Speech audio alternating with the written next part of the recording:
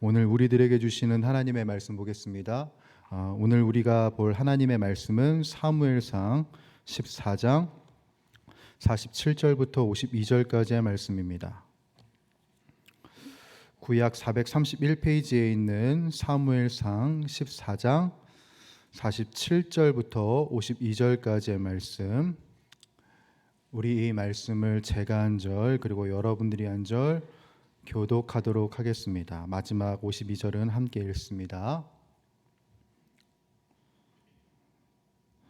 사울이 이스라엘 왕위에 오른 후에 사방에 있는 모든 대적 곧 모압과 암몬 자손과 에돔과 소바의 왕들과 블레셋 사람들을 쳤는데 향하는 곳마다 이겼고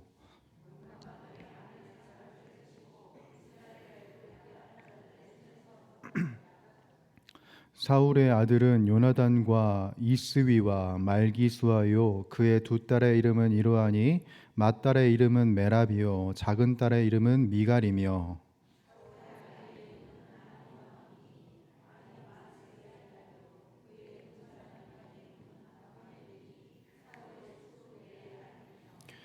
사울의 아버지는 기스요 아브넬의 아버지는 네린이 아비엘의 아들이었더라.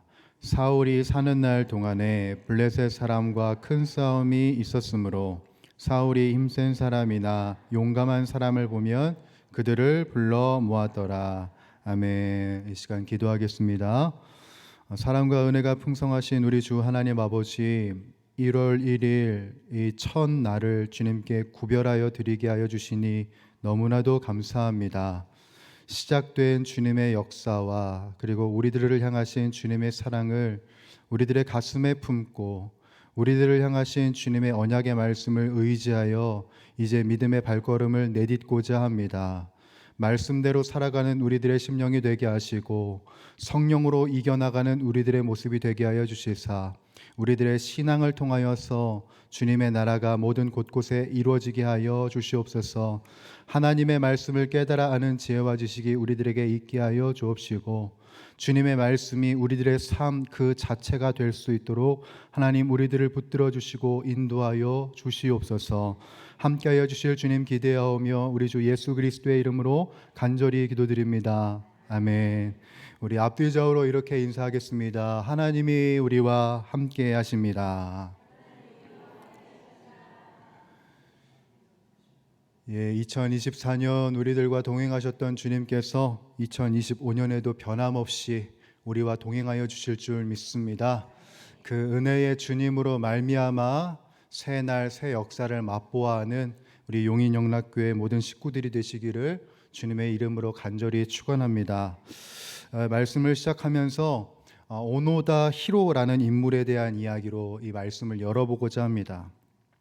오노다 히로는 2차 세계대전 당시 일본의 육군 장교로 복무했던 인물입니다. 그리고 이 인물은 필리핀에서 작전을 맡은 사람이었는데요. 그러다가 1945년 일본이 미국의 폭격에 의해서 패전하고 항복하게 되면서 2차 세계대전이 끝나게 됩니다. 그렇다면 당연하게도 이 오노다 히로의 작전도 끝난 것이고 그가 항복을 선언하고 필리핀에서 일본으로 돌아와야 맞을 것인데 놀랍게도 이 오노다 히로라는 장군은 그곳을 떠나지 않고 지켰다고 합니다. 패전 소식을 못 들어서가 아니라 들었음에도 불구하고 우리 일본 제국이 패했을 리 없다라고 판단을 한 것이었죠.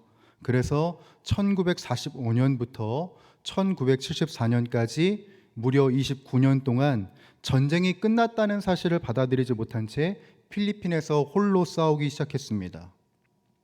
일본의 고위 간부가 직접 필리핀을 찾아가서 전쟁이 끝났다고 말하기도 했지만 오노다 히로는 이게 적들의 간사한 전술이라고 생각을 했고 더욱더 격렬하게 저항을 했습니다. 그리고 그 과정에서 필리핀 원주민 수십 명을 잔인하게 살해하는 만행을 저지릅니다. 29년이 지나서 결국에는 오노다 히로가 항복하고 일본에 돌아오게 됐지만 이 사건을 접한 많은 사람들은 큰 충격을 받게 되었습니다. 자, 여러분 오노다 히로의 이야기를 들으시고 지금 여러분들은 어떤 생각을 하게 되시는지요? 오노다 히로의 29년간의 그 저항이 멋있어 보입니까? 아니면 매력적으로 보이십니까? 아마 이 이야기를 들으시면서 대부분 공통된 생각을 가지실 것이란 생각이 듭니다. 그 29년이 너무나도 미련해 보인다는 생각을 하실 거예요. 왜냐하면 그가 열심을 다해서 29년을 살았지만 그것이 헛 열심이었기 때문에 그렇습니다. 최선을 다해서 살았지만 그 최선이 사실은 아무런 의미가 없는 최선이었기 때문에 미련하게 생각될 수밖에 없습니다. 여러분, 때를 분별하지 못하는 열심은 바로 이렇게 미련하고 초라한 것입니다. 아무것도 남는 게 없기 때문이죠. 이것이 우리의 인생에 그대로 적용된다는 생각이 듭니다. 우리들이 때를 분별하지 못하여 열정을 소비하는 삶을 살아가게 될 수도 있습니다. 지금이 전쟁을 치르고 이겨나가야 할 때인가? 아니면 하나님 앞에 철저하게 엎드려서 항복하고 회개해야 할 때인가? 바로 이 때를 분간하지 못하면 우리는 아무리 열심을 내어도 열매를 맺을 수 없는 것이고 긴 시간을 투자해도 수확이 없을 수밖에 없습니다. 왜요? 그것은 헛열심이니까 말입니다. 도리어 우리들의 삶을 초라하고 어지럽게 만들고 맙니다. 여러분, 우리들은 2025년을 이제 막 시작을 했습니다. 이 시작점에 우리들에게 필요한 것이 무엇일까요? 여러분들 이 시작점에서 주님께 무엇을 간구하고 계십니까? 주님의 큰 은혜, 우리들에게 필요합니다. 주님의 큰 선물 우리들에게 필요합니다. 주님의 도우심 우리들에게 필요합니다. 그렇지만 그것에 비견해서 정말 중요한 것은 무엇일까요? 주님의 때를 제대로 살피고 살아가는 나의 신앙이 되어야 하는 겁니다. 주님이 은혜 내려주시는 때, 주님이 역사하시는 그 때를 바르게 알고 분별할 수 있는 지혜와 지식이 우리들에게 필요하다라는 겁니다. 주님이 우리에게 회개를 요구하신다면 그 때에 맞게 회개를 해야 할 것이고, 주님이 우리에게 싸우라고 말씀하신다면 싸워야 하는 것이죠. 바로 이렇게 주님의 뜻과 때를 아는 분별이 우리 모두에게 요구된다라는 것입니다. 사랑하는 주의 권속들이여, 분별하는 능력이 우리들에게 필요합니다. 그래서 우리 앞뒤좌우로 이렇게 이야기합시다. 분별하는 지혜를 기릅시다.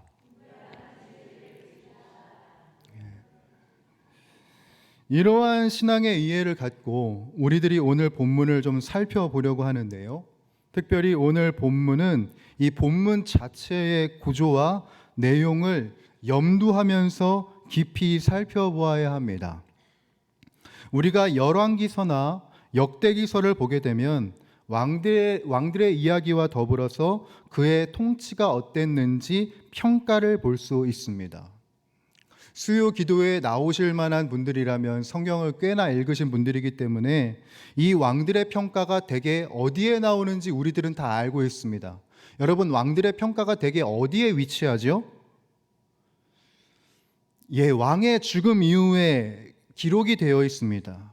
그 왕의 통치가 마무리되고 나서 하나님이 그의 업적을 어떻게 평가하시는지 말미에 기록하고 있다는 겁니다. 이것이 우리가 알고 있는 일반적인 구조입니다. 그런데 그에 반해 오늘 본문은 매우 독특한 구조를 갖고 있습니다.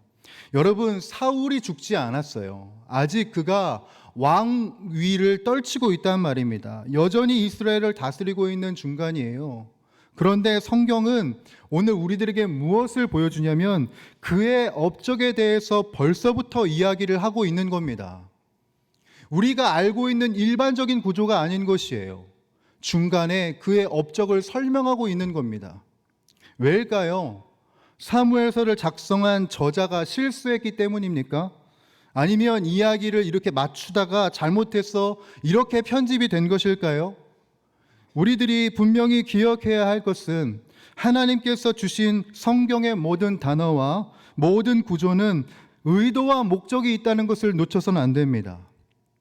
그러니 오늘 본문에서 사울의 통치 중간에 그의 평가가 나온 것은 괜히 나온 것이 아니라 하나님의 의도와 하나님의 목적이 있었기 때문에 이렇게 기록되어 있다는 것을 우리들은 놓쳐서는 안 된다는 겁니다. 이 의도를 성경학자들이 면밀하게 살펴봅니다. 그래서 성경학자들이 공통되어 이 본문에 대해서 말하는 것은 바로 이것입니다. 사울의 통치가 사실상 끝난 것이다 라고 말합니다.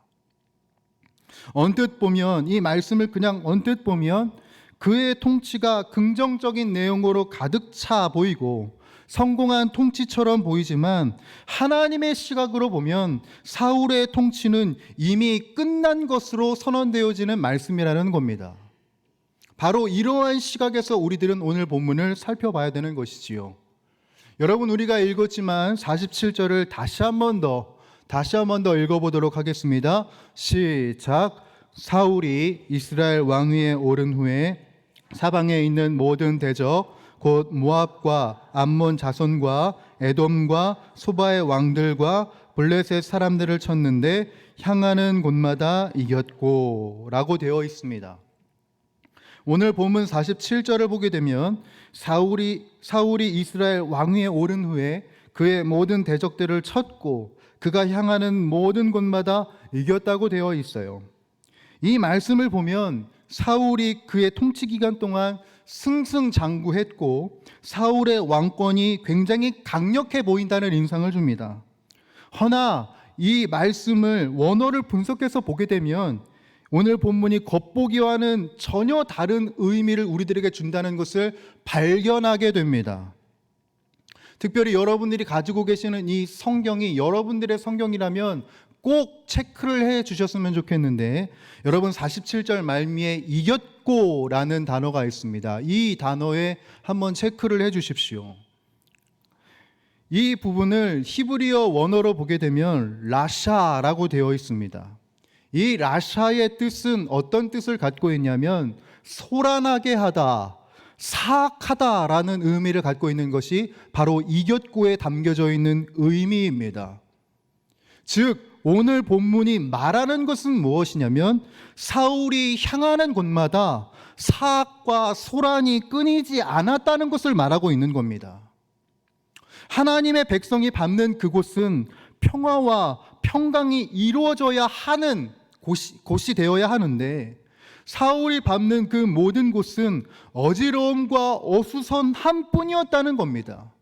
뭔가 이겨나가기는 하는데 도무지 평안을 찾아볼 수 없는 상태가 바로 사울이 해나갔던 이겼고의 상태라는 것이지요.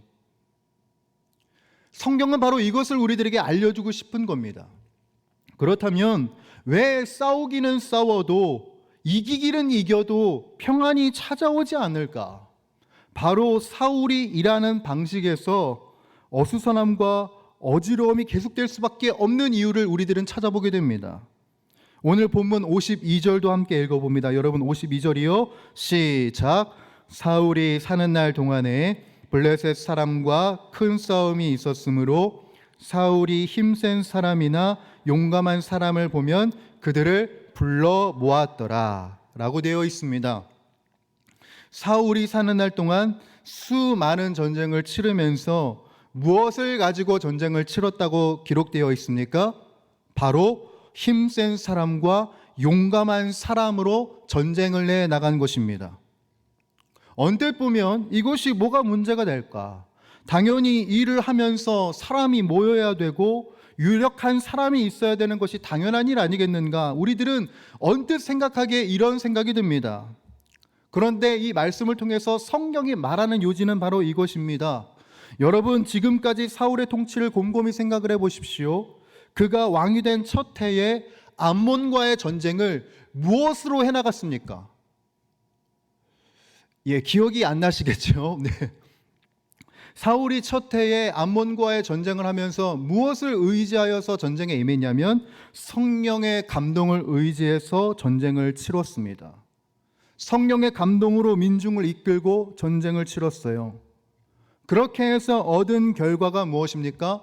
적들을 이겼을 뿐만 아니라 사무엘상 11장 15절을 보게 되면 이스라엘 민족 안에 자발적인 예배가 이루어지고 그리고 이스라엘 모든 사람 안에 기쁨이 있었다고 기록이 되어 있습니다. 성령을 의지했을 때, 성령을 의지하여 일했을 때 우리가 취할 수 있는 결과는 무엇이냐면 바로 평안이고 기쁨인 것입니다. 그러나 사울의 둘째 해부터 그가 성령의 인도하심이 아니라 자신의 정치적인 입지를 다지기 위해서 열심을 낸 결과, 그것이 무엇이었냐면 승리는 하더라도 평안이 없는 겁니다. 오늘 본문을 통해서 주님이 무엇을 우리들에게 알려주고 싶으신 것인가? 성령에 의하여 이루어진 열심과 성령이 없는 열심이 얼마나 거대한 차이가 나타나는가를 보라는 겁니다. 여러분, 성령에 의한 열심은 우리들에게 평안을 줍니다. 그러나 성령이 없는 열심은 성과가 있는 듯 하더라도 평안이 없습니다. 아무리 많은 승리가 있더라도 진정한 평안을 가져다 주지 못하는 것입니다. 이것을 놓치지 말라는 것이죠. 그러나 사울은 자신의 때를 살면서 이 중요한 통찰을 잃어버립니다.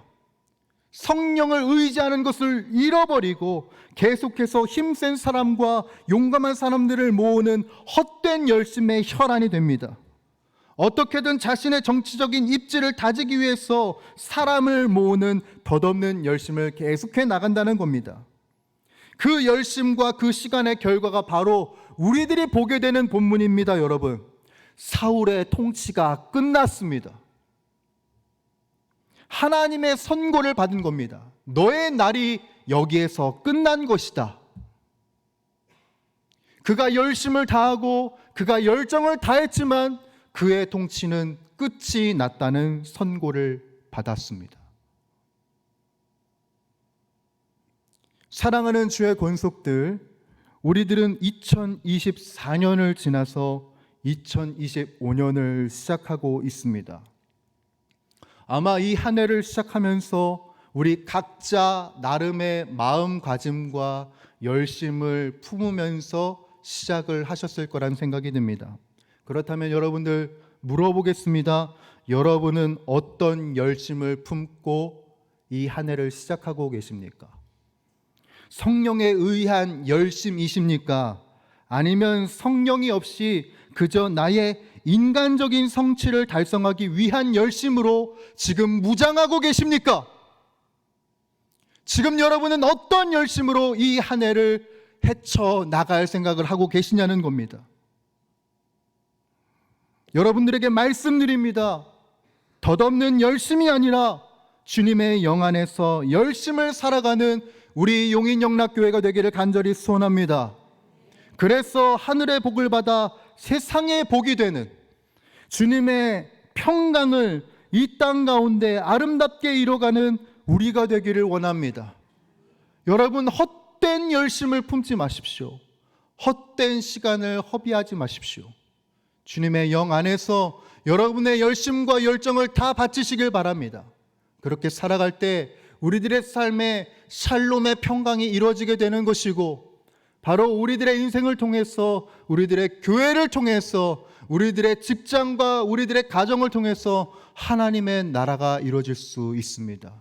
이 은혜를 놓치지 마시고 주님의 열정으로, 주님의 영 안에서 오늘도 내일도 2025년의 끝날까지, 그리고 우리들의 끝날까지 주님의 뜻 안에 살아가는 저와 여러분들이 되시기를 주님의 이름으로 간절히 축원합니다. 기도하겠습니다.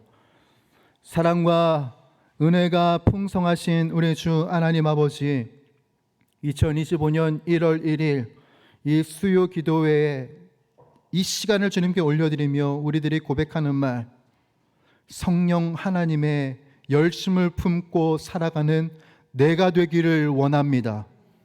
2024년 헛된 열심과 헛된 열정을 품으면서 살았던 지난 날들은 떠나가게 하여 주옵시고, 주님의 영 안에서 새로운 열심을 갖고 살아가는 우리 모두가 다 되게 하여 주시옵소서. 그래서 수많은 전쟁 속에서, 인생의 수많은 투쟁 속에서 진정한 승리를 맛보게 하여 주시옵고, 주님의 뜻 안에서 샬롬의 축복과 평안을 누리며 살아가는 우리 모두가 다 되게 하여 주시옵소서. 그것을 위해서 우리들이 간절한 마음으로 이 시간 찬양하며 주님 앞에 기도할 것입니다. 성령님, 우리들을 다스려 주시고 통치하여 주시고 우리 안에 부정한 것은 모두 불태워 주옵시며 성령의 불길로 열심과 열정을 충만케 살아가는 우리 모두가 다 될 수 있도록 주님 함께하여 주시옵소서. 우리와 동행하실 우리 주 예수 그리스도의 이름으로 간구하며 기도하옵나이다. 아멘. 이 시간 우리 말씀 생각하면서 우리 이 찬양을 주님께 올려드리며 나아가도록 하겠습니다.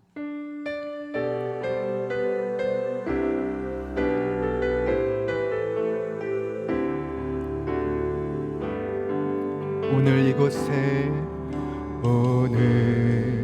이곳에 계신 성령님, 우리에게 말씀하시고 우리를 가르치소서. 닫힌 우리 맘 열어주시고 주의 빛으로 밝혀 우리 한번 더 고백하겠습니다. 오늘 이곳에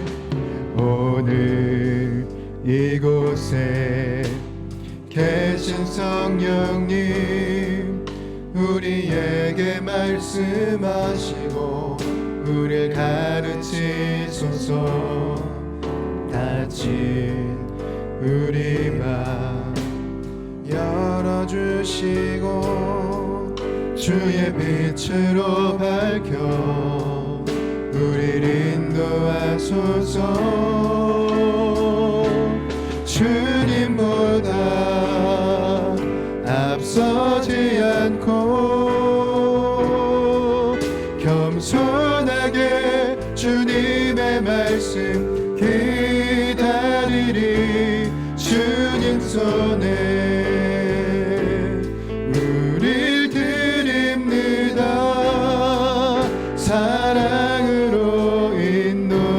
다시 한번 고백하겠습니다. 오늘 이곳에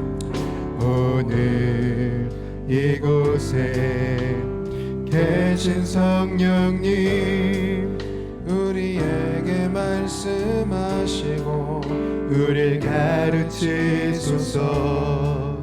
닫힌 우리 맘 열어주시고 주의 빛으로 밝혀 우릴 인도하소서.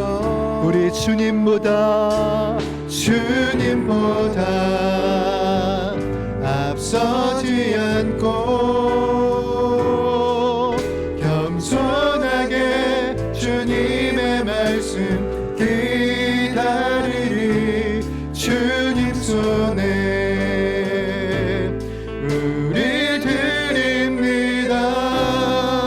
사랑으로 인도. 주님보다 앞서지 않고 주님보다 앞서지 않고 겸손하게 주님의 말씀 기다리리. 주님 손에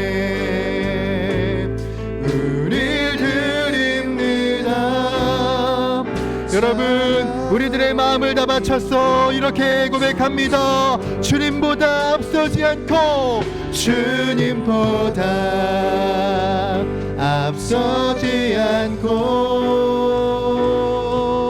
겸손하게 주님의 말씀 기다리리. 주님 손에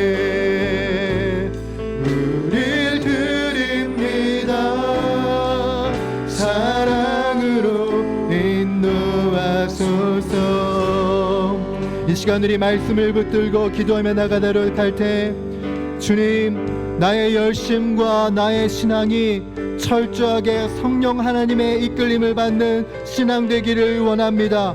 그것을 위해서 주님의 때와 주님의 마음을 제대로 알기를 원하옵나니 머리부터 발끝까지 우리를 주의 성령으로 충만하게 하여 주시어서 주님과 연합하는 신앙이 되게 하여 주시옵소서. 특별히 나의 입술에 나의 야망이 담겨 있지 않고 오직 성령의 뜻 안에서 마땅히 기도해야 할 제목들로 가득하기를 원합니다. 주님의 말씀으로 주님의 마땅히 기도해야 할 그 기도 제목으로 충만하게 하여 주옵시고, 성령 하나님 주님의 인도하심을 따라 우리들이 이 믿음의 여정을 온전히 나아갈 수 있도록 하나님 함께 하여 주시옵소서.